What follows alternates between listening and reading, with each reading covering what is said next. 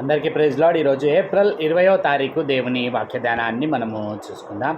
నిన్నటి దినాన ఎవరిని విధవరాలుగా ఎంచవలెనో అనేటటువంటి విషయంలో అక్కడ పౌలు కొన్ని కండిషన్స్ను తిమోతికి అందించినట్లుగా మనం అక్కడ చూస్తూ ఉన్నాం. అది స్పష్టంగా 60 సంవత్సరాల పైబడి వయసు ఉన్నటువంటి స్త్రీ తన భర్తను కోల్పోయినటువంటిది, అట్లాగే ఒక్క పురుషునికే భార్య అయి, అట్లాగే ఆ సత్క్రియలకు పేరు పొందినటువంటి స్త్రీగా ఉండి పరదేశులకు ఆతిథ్యం ఇస్తూ పరిశుద్ధుల పాదములు కడిగి శ్రమపడు వారికి సహాయము చేసి ప్రతినిత్యం మేలు చేయాలని తలంపు కలిగినటువంటి వారిని మాత్రమే అక్కడ విధవరాండ్ర లెక్కలో చేర్చవలెనని అక్కడ తిమోతికి హెచ్చరించారు. అయితే ప్రాముఖ్యంగా 60 ఏండ్ల వయస్సు కంటే ఎక్కువ అనేటటువంటి ఆలోచన మనం ఇక్కడ చేస్తూ ఉన్నప్పుడు యవనస్తులైనటువంటి విధవరాండ్ర విషయంలో వ్యవహరించవలసినటువంటి తీరును ఈనాడు మనం ధ్యానం చేయబోతా ఉన్నాం. ఈరోజు మనం ధ్యానం చేసేటటువంటి వచనాలు తిమోతికి రాసినటువంటి మొదటి పత్రిక 5వ అధ్యాయము 11వ వచనం నుంచి 16వ వచనం వరకు గల వాక్య భాగాన్ని మనము ధ్యానం చేయబోతాం. ఇక్కడ స్పష్టంగా మనం గుర్తించాల్సినటువంటి విషయం, యవనస్తులైనటువంటి విధవరాండ్ర విషయంలో అక్కడ పైన చెప్పబడినటువంటి విధముగా చెప్పబడకుండా పూర్తిగా విరుద్ధంగా, అంటే వీరు వాక్యానికి వ్యతిరేకంగా జీవించేటటువంటి క్రమం ఉంటుందేమో అని పౌలు ముందుగానే ఇటువంటి వారి విషయంలో చేస్తున్నటువంటి హెచ్చరికలను మనం జ్ఞాపకం చేసుకుంటాం. 11వ వచనం నుంచి మనం చదువుకున్నట్లయితే, యవనస్తులైన విధవరాండ్రను లెక్కలో చేర్చవద్దు. ఆలోచించాలి. పౌలు తన యొక్క ఆలోచనలో లేదా తాను అందిస్తున్నటువంటి ఆ విషయాల్లో క్రిస్టల్ క్లియర్గా వెరీ క్లారిటీ ఉంది. అక్కడ 60 ఏండ్ల వయస్సు పైబడి ఉండి అట్లాగే ఏ అర్హతలు ఉన్నటువంటి వారిని లెక్కలో చేర్చమన్నాడు. ఇక్కడ ప్రాముఖ్యంగా ఈ యవన స్త్రీల విషయంలో, అంటే యవన స్త్రీలు అక్కడ విధవరాండ్రైనటువంటి వారైతే ప్రాముఖ్యంగా వారికి అర్హతలు అవన్నీ ఏమి చెప్పకుండా డైరెక్ట్గా మొదటగానే వారిని లెక్కలో చేర్చవద్దని చెప్పేస్తూ ఉన్నాడు అని చెబుతూ, వారు క్రీస్తునకు విరోధముగా నిరంకుశులైనప్పుడు తమ మొదటి విశ్వాసంను వదిలికొనిరని తీర్పు పొందిన వారై పెండ్లాడగోరుదురు. ఇక్కడ స్పష్టంగా గుర్తించాల్సినటువంటి విషయము, యవనస్తులైనటువంటి స్త్రీలు విధవరాండ్రైనప్పుడు, అంటే వారి భర్తలను వారు కోల్పోయినప్పుడు ఇక్కడ స్పష్టంగా చెప్పబడుతున్నటువంటి విషయము, వారు తమ యొక్క మొదటి విశ్వాసమును వదిలివేసినటువంటి వారై తీర్పు పొందేటటువంటి క్రమమునకు వారు దిగజారిపోయి తిరిగి ఏం చేయాలనుకుంటారు, వారు పెండ్లాడగోరాలనేటటువంటి ఆ తపన వారిలో ఉండడం మనం చూడగలుగుతాం. మనము ప్రాముఖ్యంగా ఆలోచించినట్లయితే ఆ స్త్రీల యొక్క కోణములో, అంటే యవన వయస్సులో భర్తలను కోల్పోయినటువంటి స్త్రీల దృష్టిలో మనం ఒకవేళ ఆలోచించినట్లయితే, లేదా వారి తల్లిదండ్రుల దృష్టిలో ఒకవేళ ఆలోచించినట్లయితే, ఇక్కడ మనము గుర్తించాల్సినటువంటి స్పష్టమైనటువంటి విషయము ఏమిటి అనేది కనుక ఆలోచిస్తే, స్త్రీ పరంగా అంటే యవన వయసులో తన భర్తను కోల్పోయి ఉంటే, అంటే తన యొక్క కెరియర్ స్మాష్ అయిపోయినటువంటి విధంగా, తాను ఊహించినటువంటి లేదా తాను రూపొందించాలనుకుంటున్నటువంటి ఆ కలల లోకము ఒక్కసారిగా పూర్తిగా నాశనమైపోయినట్లుగా తాను భావిస్తాము. అందుకనే పౌలు ఇక్కడ స్పష్టంగా వెంటనే వారు పెండ్లాడగోరేటటువంటి స్థితిని అక్కడ జ్ఞాపకం చేస్తాము. అంతమట్టుకే కాకుండా ఇంకా అక్కడ చెప్పబడుతున్నటువంటి తల్లిదండ్రుల కోణంలో, ఎందుకనంటే తన కుమార్తె విధవరాలైపోతే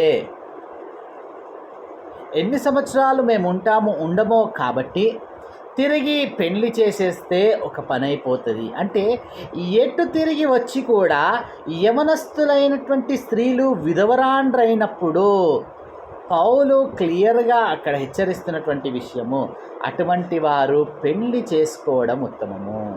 లోకపరంగా కూడా మనం ఆలోచించినట్లయితే యవన వయసులో ఉన్నారు గనక నిందలో రావడము సహజము.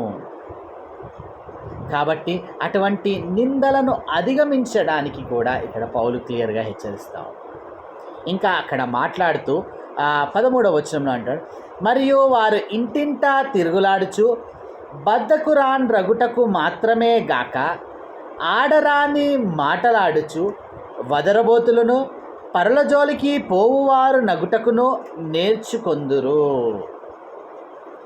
ఆలోచించాలి. ఇక్కడ యవనస్తురాలైనటువంటి విధవరాండ్రో వారికి ఉండేటటువంటి పని స్పష్టంగా ఏంటనంటే, ఇక్కడ క్లియర్గా మన భాషలో మాట్లాడుకోవాల్సి వస్తే ఇతరుల కాపురాలను కూల్చేటటువంటి ఆ ఆలోచన తప్ప ఇంకా వారు ఏది కూడా కలిగి ఉండరు.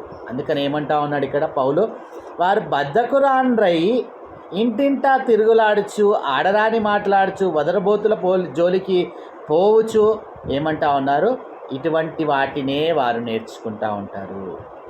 కాబట్టి అందుకనే 14 వచ్చి, కాబట్టి యవన స్త్రీలు వివాహము చేసుకొని పిల్లలను కని గృహ పరిపాలన జరిగించుచు నిందించుటకు విరోధికి అవకాశం ఇయ్యకుండవలనని కోరుచున్నాను.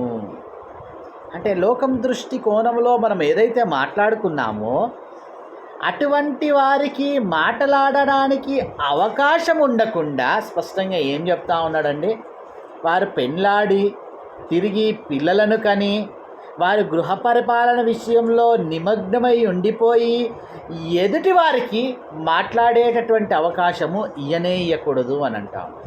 కానీ నేటి దినాన మనము స్త్రీల యొక్క జీవిత క్రమమును చూస్తే భర్త ఏ విషయంలోనైనా కట్టడి చేశాడంటే ఇంకంతే, నా ఇష్టం. అంటే ఇక్కడ స్పష్టంగా పౌలు చెబుతున్నటువంటి మాటల యందు ఒక క్లియర్ దృష్టి మనకు ఉండాలి. ఇక్కడ చాలామంది నా గురించి నాకు తెలుసు కదా అనేటటువంటి ఆ కోణం, నీ గురించి నీకు తెలిసినా కూడా ఎదుటివారు నీ విషయంలో చెడు ఆలోచన చేయకుండా, ఎదుటివారు నీ విషయంలో తప్పుడు అభిప్రాయము లేకుండా ఉండాలి. అంత మట్టుకే కాకుండా ఎదుటివారు నీ గురించి తప్పుడు మాటలు మాట్లాడకుండా ఉండాలనంటే అటువంటి వారికి అవకాశం ఇవ్వకూడదనంటే గృహ పరిపాలన విషయంలో నిమగ్నమై ఉండిపోవాలని హెచ్చరిస్తాం. అంత మట్టుకే కాకుండా 15వ వచనం, ఇంతకు ముందే కొందరు త్రోవ నుండి తొలగిపోయి సాతానును వెంబడించిన వారైరి. ఈ విషయాన్ని కూడా అర్థం చేసుకోవాలి.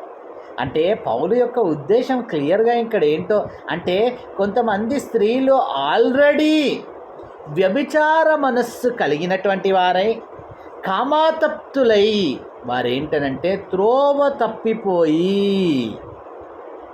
సాతానును వెంబడించిన వారైది అనేటటువంటి ఆ మాట ఇక్కడ మనం స్పష్టంగా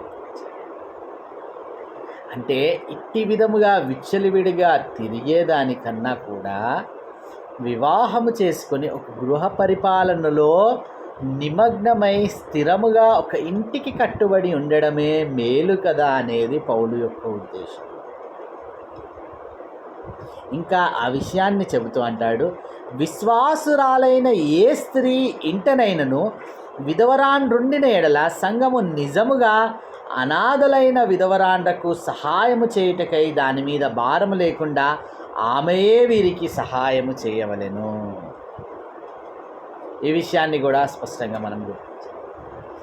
విశ్వాసురాలై ఏ స్త్రీ ఇంటనైనా ఒక విధవరాండ్రుంటే అనాథలుగా ఉంటే సంఘం ఏం చేయాలనంట, సహాయము చేయాలి.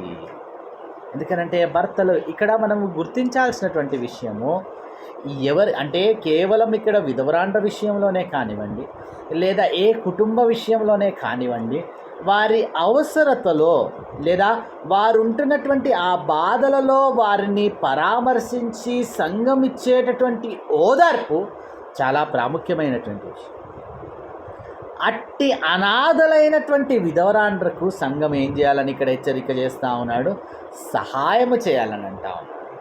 ఇంకా ఒకవేళ అటువంటి స్త్రీలు లేదా విధవరాండ్రు ఎవరైనా ధనవంతులై ఉంటే వారు భారం లేకుండా సంఘానికి సహాయము చేయాలని హెచ్చరిక ఇక్కడ చేస్తాం. డ్యూయల్ నేచర్ అక్కడ చూపించబడతా ఉంది. కాబట్టి ఈ యవన వయసులో ఒకవేళ ఏ స్త్రీ అయినా విధవరాలైతే ఆమె మీద నింద ఉండకుండా స్పష్టంగా ఇక్కడ పౌలు హెచ్చరిస్తున్నటువంటి విషయం, వివాహము చేసుకోవడం, తిరిగి పెండ్లాడడమే ఉత్తమం అని హెచ్చరిక. ఎందు విషయంలో కూడా అక్కడ పౌలు క్లియర్గా అన్నీ ఇక్కడ మనకు తెలియజేస్తుంది.